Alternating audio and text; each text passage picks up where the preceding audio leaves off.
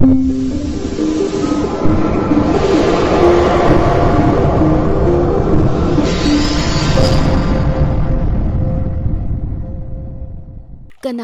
के निर्जन जंगल के पास एक जादुई तालाब था। उस तालाब में समय समय पर अजीब घटनाएं होती रहती थीं, इसलिए कोई भी उसके पास नहीं जाता था। कनाईपुर गांव में राजा विक्रम रहते थे। राजा विक्रम का सपना था कि उनका एक बेटा हो। बेटी होने पर राजा उसे किसी भी हालत में स्वीकार नहीं कर सकते थे। राजा महाराज। आहा, क्या खबर लाई हो दासी, जल्दी बताओ। जरूर मेरा पुत्र हुआ है ना, है ना, है ना? अरे भाई, पुत्र हुआ होगा तो 10 गांव के लोगों को भोज कराऊंगा। राजा महाराज, आपकी बेटी हुई है। आपकी बेटी बहुत ही सुंदर है। इतनी सुंदर तो कोई साधारण लड़की हो ही नहीं सकती। आप इस कन्या से खुश रहें। क्या कहा तुमने? मेरी बेटी हुई है? मैं इस बच्ची को नहीं मानता अपनी औलाद। हमें बेटा चाहिए, बेटा। एक काम करो, तुम इस कन्या को जादुई तालाब में फेंकाओ। अभी इसी समय तुम्हें ये करना होगा, जल्दी करो। लेकिन रानी माँ को होश आने पर क्या कहूँगी? अरे कह देना कि उनका पुत्र मृत हुआ था। महारानी के होश में आने से पहले ही उसे जादुई तालाब में फेंक देना होगा। जल्दी करो। अकेले ही जाना होगा। किसी और को साथ ले गई तो कन्या का समाचार सबको पता चल जाएगा। सबको ये घोषणा करनी होगी कि महारानी का मृत पुत्र हुआ है। समझ गई? जाओ। जैसा आप कहेंगे महाराज। और हाँ, हमारे कहे अनुसार ही काम होना चाहिए। ठीक है महाराज, अब मैं जाऊं? ठीक है, जा सकती हो तुम। उसी गांव में राघव नाम का एक लकड़हारा रहता था। वो अपनी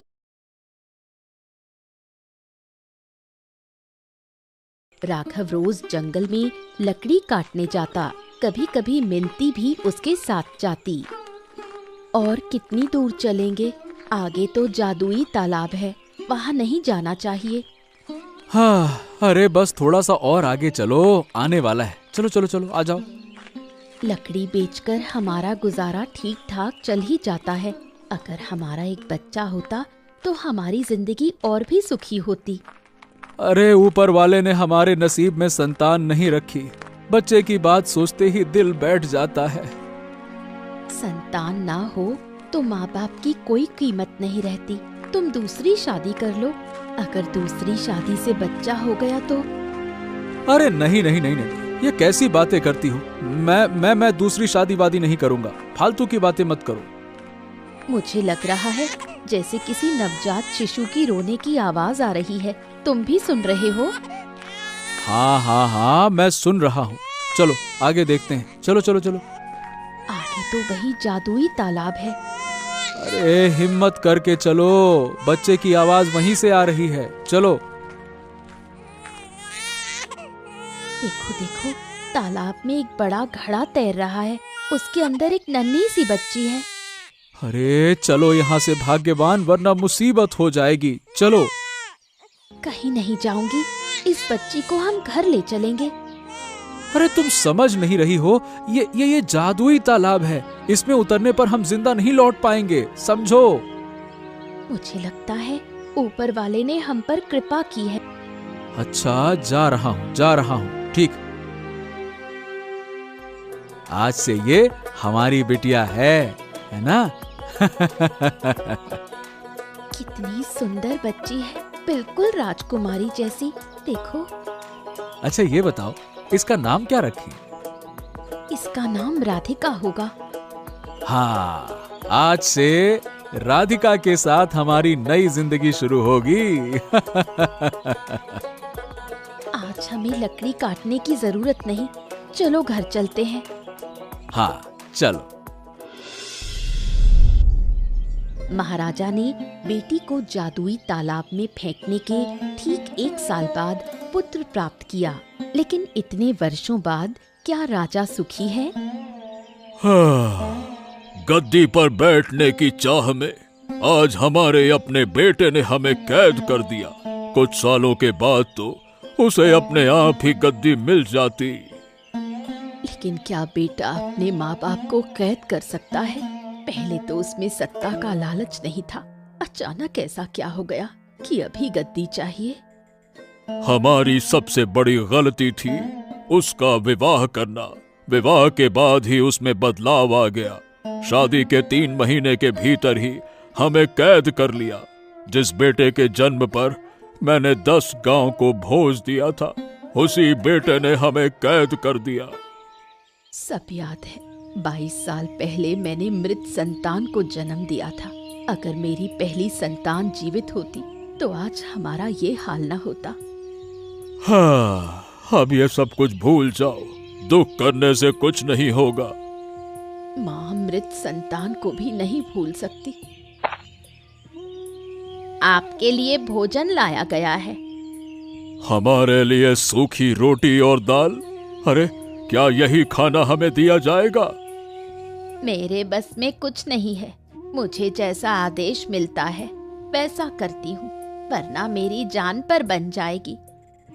मुझे ये खाना खाने में कोई तकलीफ नहीं होगी, मैं खा लूंगी। रानी माँ, आपको देखकर मेरा दिल दुखता है। इतनी अच्छी इंसान होकर आपकी ये हालत सहन नहीं होता। तू मन छोटा मत कर, हमारे भाग्य में यही लिखा था। रानी माँ, मैं अब चलती हूँ। मौका मिला तो आपसे मिलने आऊंगी। ठीक है, तू जा। 22 साल की राधिका अपूर्व सुंदरी बन चुकी थी। उसकी सुंदरता ऐसी थी कि जो एक बार उसे देख ले नजरें हटा नहीं पाता। माँ पिताजी सुबह सुबह लकड़ी काटने चले गए, मैं भी जाऊंगी। तू कहीं नहीं जाएगी, दिन भर इधर उधर घूमती रहती है। तेरा मन घर में बिल्कुल नहीं लगता क्या? घर में रहकर क्या करूं? जंगल के पक्षी, फूल पत्तियों से बातें करना मुझे अच्छा लगता है। तेरी उम्र अब 22 साल हो गई है। इस उम्र में इतनी चंचलता ठीक नहीं। जब मैं छोटी थी तब तो आप मुझे बाहर जाने ही नहीं देते थे, हमेशा घर में बंद रखते थे। अकेले बाहर जाती तो तेरा नुकसान हो सकता था, इसलिए नहीं जाने देती थी। अब तो मैं बड़ी हो गई हूँ, मैं बाहर घूमूं तो इतनी चिंता क्यों करती हो? चिंता क्यों ना करूं, तू हमारी इकलौती संतान। तू आंखों से ओझल होती है, दिल बैठ जाता है। माँ, जानती हो जंगल के किनारे पर एक तालाब है। जब मैं वहाँ खड़ी होती हूँ तो उसका पानी अजीब सा चमकने लगता है। तू कभी वहाँ मत जाना, वो जादुई तालाब है। वहाँ गई तो तेरा नुकसान हो जाएगा। मैं तुझे मना करती हूँ, कभी मत जाना। लेकिन माँ, मुझे तो वहाँ खड़े होकर कोई डर नहीं लगता, उल्टा लगता है तालाब मुझे बुला रहा है। मैं बस हैरान होकर देखती रह जाती हूँ। ओ मेरी बेटी, तू ही हमारे लिए सब कुछ है। तुझे कुछ हुआ तो हम जिंदा नहीं रहेंगे। तू अब कभी जादुई तालाब के पास मत जाना। अच्छा माँ, जब आप इतना मना कर रही हैं तो मैं अब कभी वहाँ नहीं जाऊंगी। मेरी अच्छी बेटी। राजा का इकलौता बेटा राहुल। कुछ महीने पहले ही बहुत धूमधाम से श्यामनगर के जमींदार की बेटी टीना के साथ राहुल की शादी हुई। शादी के कुछ दिन बाद ही राहुल ने सत्ता पर कब्जा कर लिया और राजा रानी को कैद कर दिया। शादी के बाद तुम मुझे एक बार भी घुमाने नहीं ले गए। मुझे सैर पर ले जाना ही होगा। ओहो, ले जाऊंगा भाई, ले जाऊंगा। अभी अभी तो सत्ता मिली है। अरे इस सत्ता को समझने दो। राजमहल में बहुत पुराने लोग हैं, उनकी छटनी करनी पड़ेगी। अपने लोगों को लाना पड़ेगा, तब समझ में आएगा ना। घूमने जाने से पहले तुम्हारे बूढ़े माँ बाप को वनवास देना होगा। अगर किसी तरह बाहर निकलकर उन्होंने फिर से राजमहल का कामकाज संभाल लिया तो बड़ी मुसीबत हो जाएगी। ये तुमने ठीक कहा। एक काम किया जाए, जंगल के पास एक जादुई तालाब है, वही तालाब के किनारे माँ बाप को बांधकर छोड़ देना चाहिए। सुना है कि वहाँ जिसे छोड़ दिया जाए वो फिर कभी जिंदा वापस नहीं आता, है ना? क्या कहती हो? तो फिर बहुत अच्छा होगा। तुम खुद जाकर बांध कर आओगे, दूसरों पर भरोसा नहीं किया जा सकता। अरे मैं तो जाऊंगा ही, साथ में दासी को भी ले जाना होगा। दासी बहुत वफादार है, जैसा कहा जाएगा वैसा ही करेगी। मेरे पिताजी ने राजमहल का कामकाज देखने के लिए कुछ लोग भेजे हैं। वो कल से काम शुरू करेंगे। हाँ, कल एक बार गांव जाना होगा। मेरे साथ मंत्री रहेगा। जिन लोगों ने लगान नहीं दिया उनसे किसी तरह का लगान वसूलना ही होगा। किसी तरह की रियायत नहीं दी जाएगी। अच्छा, अब राजमहल की बातें रहने दो। हम घूमने कहाँ जाएंगे इस बारे में सोचते हैं। कहाँ जाना ठीक रहेगा बताओ। हम नील नदी देखने जाएंगे। नील नदी की सुंदरता हम दोनों मिलकर देखेंगे। सच? मुझसे और इंतजार नहीं हो रहा। मन कर रहा है अभी चले। अरे थोड़ा सब्र करो, अगले महीने ही हम रवाना होंगे। ठीक है, जब तुम कहोगे तभी चलेंगे। हाँ, कल सुबह सुबह उठना होगा। देर से सोए तो सुबह उठ नहीं पाएंगे। मिनती किसी भी हालत में राधिका को अकेले बाहर निकलने नहीं देती। मिनती के मन में हमेशा एक डर बना रहता है। राधिका भी आजकल अकेले बाहर नहीं जाती। वो अपने पिता राघव के साथ कभी कभी जंगल जाती है। अरे बिटिया रानी, अगर तू मेरे साथ ना भी आती तो चलता। मुझे तो लकड़ी काटने में बहुत समय लगेगा। अब तो इतनी देर क्या करेगी बता। पिताजी, मुझे घर पर बैठे रहना बिल्कुल अच्छा नहीं लगता। मैं भी आपके साथ लकड़ी काटूंगी। बिल्कुल नहीं, लकड़ी काटेगी तो तेरे हाथ में छाले पड़ जाएंगे। पढ़ने दो ना, आपके भी तो हाथों में छाले पड़ते हैं। अच्छा पिताजी, आप लोग मुझे कोई काम क्यों नहीं करने देते? न काम करने देते हो न बाहर जाने देते हो। मुझे तो अच्छा नहीं लगता। अब से मैं खाना पकाऊंगी, घर का काम करूंगी। अरे तू हमारी इकलौती बेटी है, तुझसे हम काम क्यों करवाएंगे? हाँ, आप और माँ कितनी मेहनत करते हैं, लेकिन मुझे कोई मेहनत करने ही नहीं देता। अब आगे नहीं जाएंगे, यहीं आज लकड़ी काटेंगे। तू यहाँ चुपचाप खड़ी रह बस, और कुछ मत करना। पिताजी, मैं थोड़ी देर आगे टहल कर आती हूँ। बेटा बहुत दूर मत जाना, हमको चिंता हो जाएगी, है ना? अच्छा पिताजी, मैं अभी लौट आऊंगी।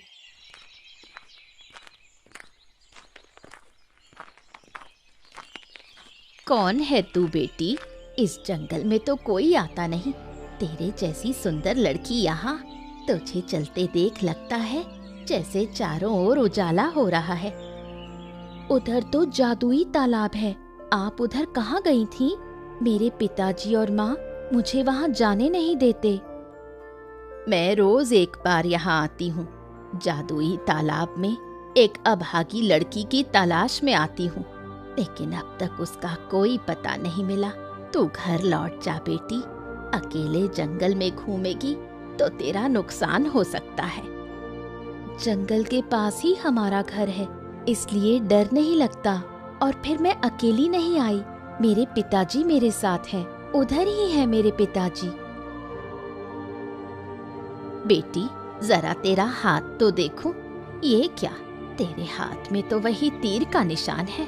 मैं ये क्या देख रही हूँ? मेरे पिताजी बुला रहे हैं, मैं जा रही हूँ। 22 साल पहले जिस लड़की को मैंने तालाब के पानी में बहा दिया था, उसके हाथ में भी बिल्कुल ऐसा ही तीर का निशान था। ये लड़की कौन है? 22 साल से मैं रोज एक बार इस जादुई तालाब के पास आती हूँ। अगर कभी उसका कोई पता मिले, मुझे उस लड़की की सच्चाई जाननी ही होगी। कई दिन बीत गए। राहुल और टीना ने तय कर लिया कि राजा और रानी को जादुई तालाब के किनारे बांधकर रखेंगे। आखिरकार उन्होंने ये फैसला किया कि आधी रात को दासी के साथ मिलकर राजा रानी को जंगल में बांध देंगे।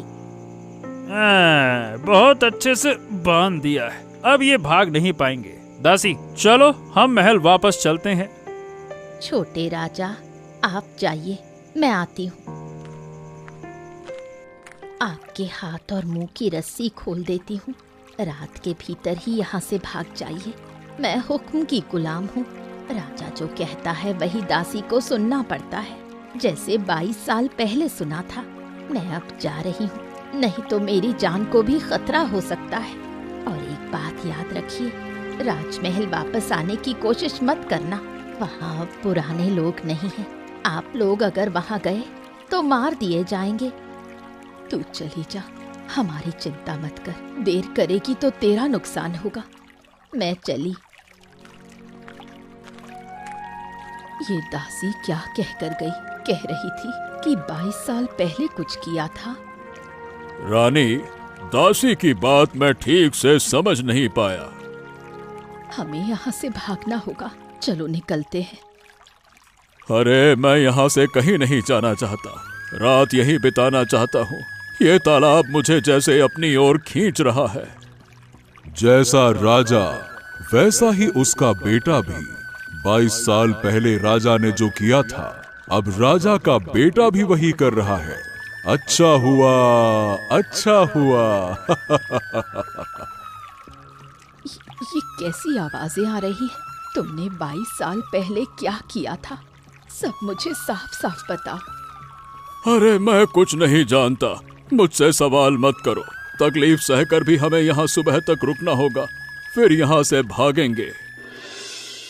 अचानक जंगल के जीव जंतु अजीब तरह से चिल्लाने लगे। सोए हुए पक्षी ऐसे भागने लगे मानो घबरा गए हों। राधिका भी जैसे बेचैन होने लगी। माँ, मुझे बहुत तकलीफ हो रही है।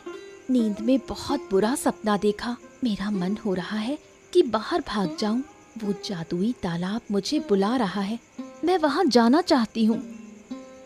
नींद में तू चीख रही थी। तेरी चीख सुनकर ही मैं और तेरे पिताजी दौड़े आए। हाँ, जंगल के पशु पक्षी भी अजीब कर रहे हैं। लगता है जैसे उन्हें भी बहुत कष्ट हो रहा है। अच्छा, याद है तुम्हें भाग्यवान, 22 साल पहले एक रात बिल्कुल ऐसा ही हुआ था। हाँ, मुझे बहुत अच्छे से याद है। वही सब आज फिर हो रहा है। ओ माँ, मेरे साथ ऐसा क्यों हो रहा है? मैंने सपने में देखा कि आप लोग मुझे छोड़कर कहीं दूर जा रहे हो। ऐसा सपना क्यों देखा माँ? हम तुझे छोड़कर कहाँ जाएंगे बेटी? हम तो तेरे पास ही हैं। तू ही तो हमारी जान है।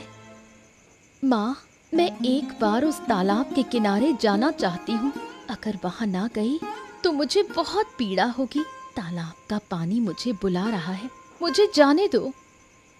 अरे, इतनी रात को वहां नहीं जाया जा सकता बेटी। हम तेरे पास हैं ना, तुझे कुछ नहीं होने देंगे।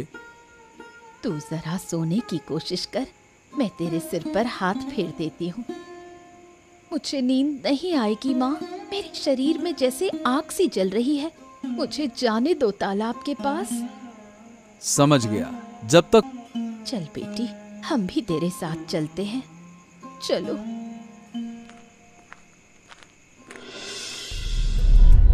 राजा साहब और रानी माँ को महल से विदा लिए हुए कई दिन बीत चुके थे। उधर राहुल और टीना नील नदी की सैर करने निकल पड़े। कमाल, अद्भुत अद्भुत, कितना सुंदर है ये प्राकृतिक दृश्य। लगता है जैसे मैं प्रकृति में खो गया हूँ। इस पल ऐसा लग रहा है कि मैं दुनिया की सबसे खुश इंसान हूँ। हमें अब कोई रोक टोक नहीं है। राजमहल अब से मेरे पिताजी के आदेश से चलेगा। हाँ, अभी तो महल की बातें सुनने का मन भी नहीं है। अभी सिर्फ मैं और तुम। जिंदगी भर हम साथ रहेंगे। कोई भी बाधा हमें अलग नहीं कर पाएगी। हम दोनों हमेशा हर मुसीबत में एक दूसरे का साथ देंगे। अरे वो तो कहना ही क्या। देखो, सूरज कैसे पश्चिम के आकाश में झुक रहा है। लाल किरणें निकल रही हैं।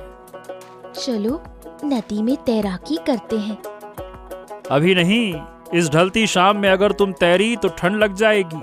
अरे घूमने आए हो और बीमार पड़ गई तो अच्छा लगेगा क्या? हाँ, ये बात तो सही है। अच्छा, आज रात को हम क्या खाएंगे? तुम बताओ, तुम्हें जो अच्छा लगे वही खाएंगे। बताओ।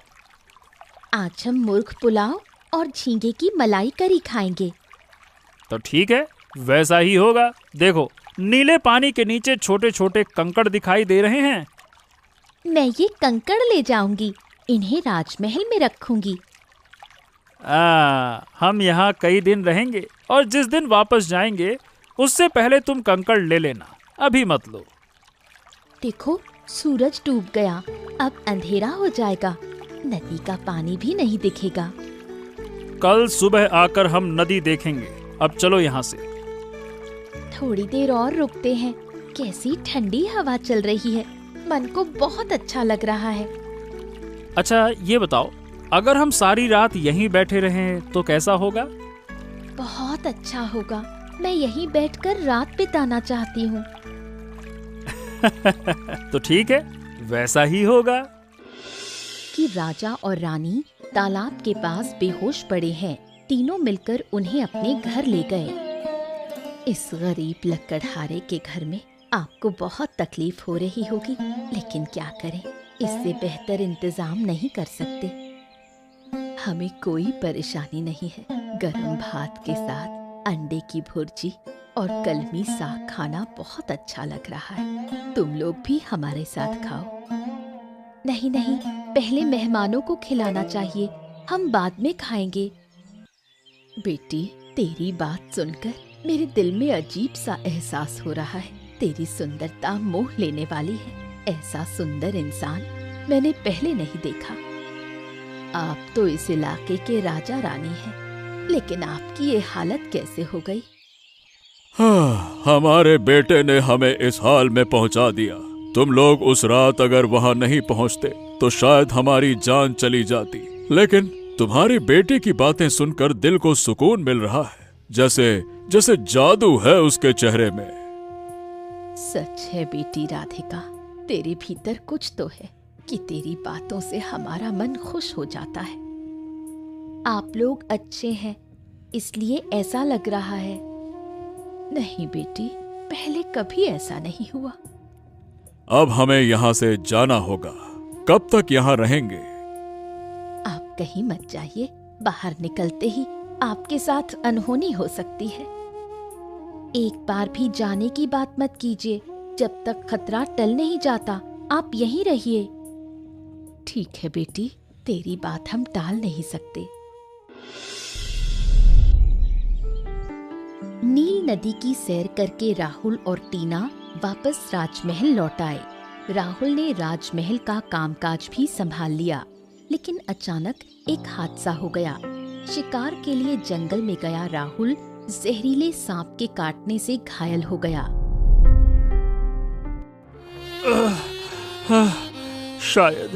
शायद अब मैं नहीं बचूंगा।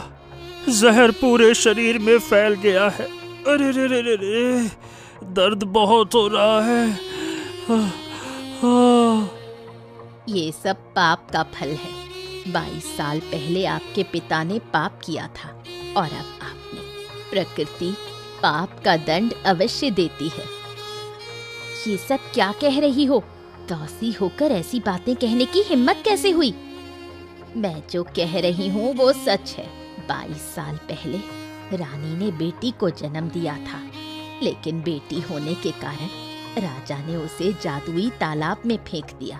और छोटे राजा ने क्या किया? राजा और रानी को उसी तालाब के पास बांधकर छोड़ दिया। अब छोटा राजा सांप के जहर से छटपटा रहा है। छोटी रानी, आप भी सावधान रहिए, पाप आपको भी नहीं छोड़ेगा। मैंने महापाप किया है, अपने जन्मदाता माँ बाप को सजा दी। अब समझ रहा हूँ कि पाप किसी को नहीं छोड़ता। दासी, तुम मेरे माँ बाप को ढूंढो। अगर वो जीवित है तो उन्हें वापस ले आओ, ले आओ। आज ही मैं खोज का इंतजाम करूंगी। अगर वो मिले तो उन्हें वापस लाऊंगी। मैं अपने मायके चली जाऊंगी, जहाँ अब नहीं रह सकती। आज ही जाऊंगी, फिक्र से क्या होगा। मेरी इस हालत में तुम जाना चाहती हो?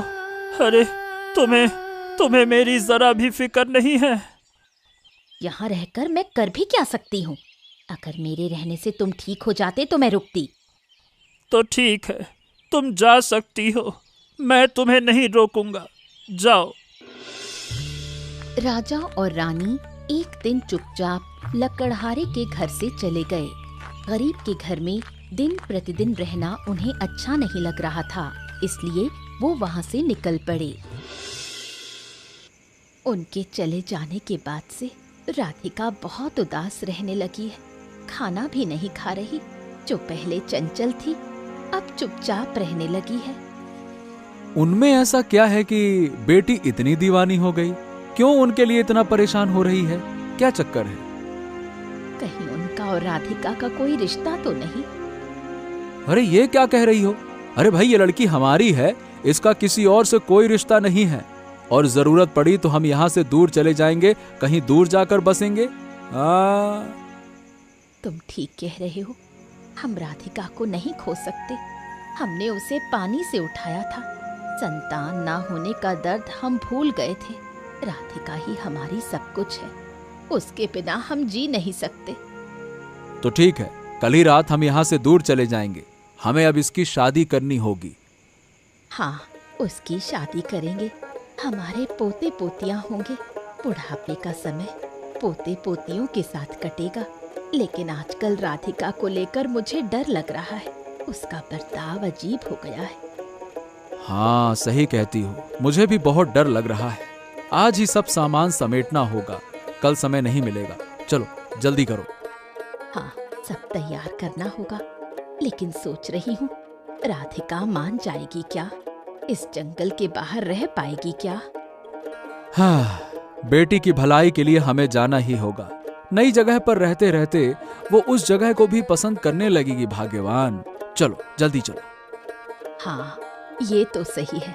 चलो हम दोनों मिलकर सामान तैयार करें। चलो चलो चलो चलो। राहुल को सांप के काटने के बाद दासी राजा रानी को बेतहाशा ढूंढती फिर रही थी। पूरे इलाके में खोजा, लेकिन वो कहीं भी नहीं मिले। उधर टीना भी अपने मायके चली गई। इन्हीं दिनों अचानक एक दिन राहुल की मृत्यु हो गई।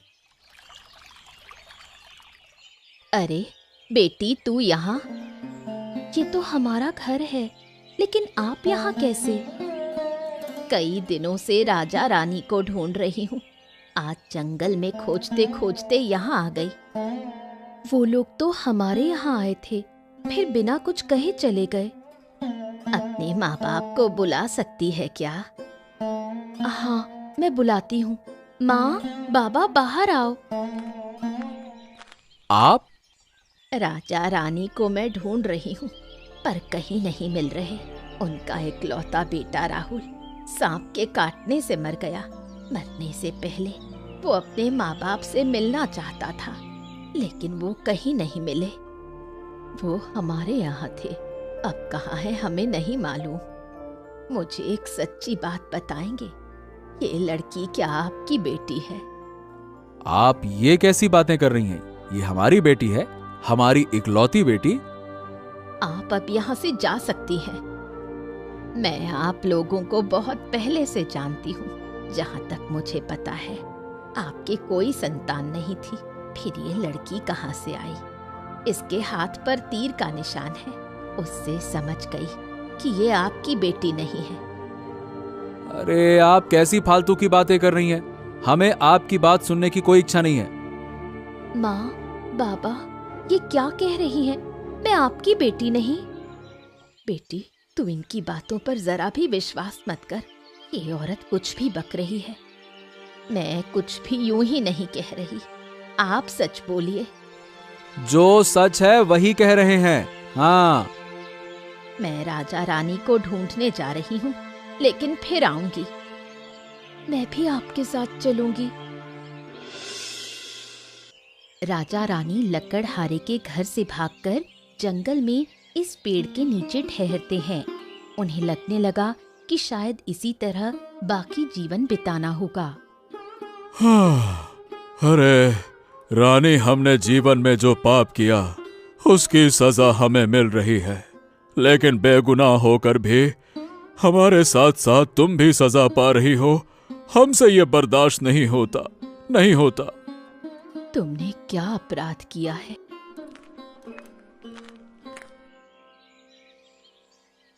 मैं बताती हूँ कि इन्होंने क्या अपराध किया। 22 साल पहले आपने जीवित कन्या को जन्म दिया था। आपके होश में आने से पहले ही उस बच्ची को जादुई पोखर में फेंक दिया गया। ये काम मुझसे राजा ने कराया था। अगर मैं ऐसा नहीं करती तो राजा मुझे खत्म कर देता। उस दिन मैंने एक हांडी में आपकी बच्ची को रखकर पोखर में बहा दिया था। ये राधिका आपकी वही बेटी है।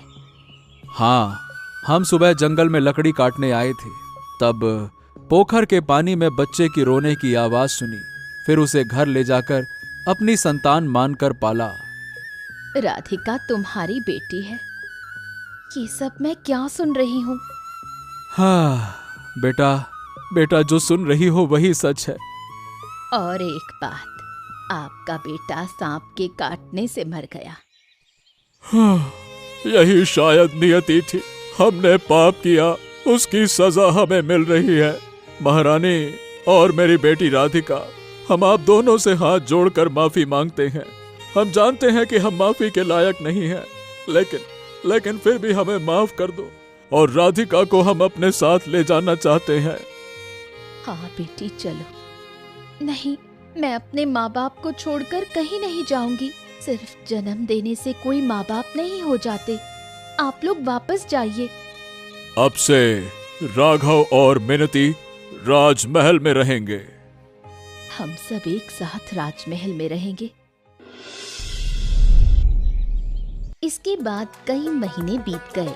सब लोग राजमहल में सुख शांति से जीवन बिताने लगे। बेटी राधिका को लेकर राजा रानी बहुत खुश थे। उधर राघव और मिनती भी राधिका के माँ बाप बनकर राजमहल में थे। मेरे राज्य में अब कभी भी गरीब और असहायों पर अत्याचार नहीं होगा।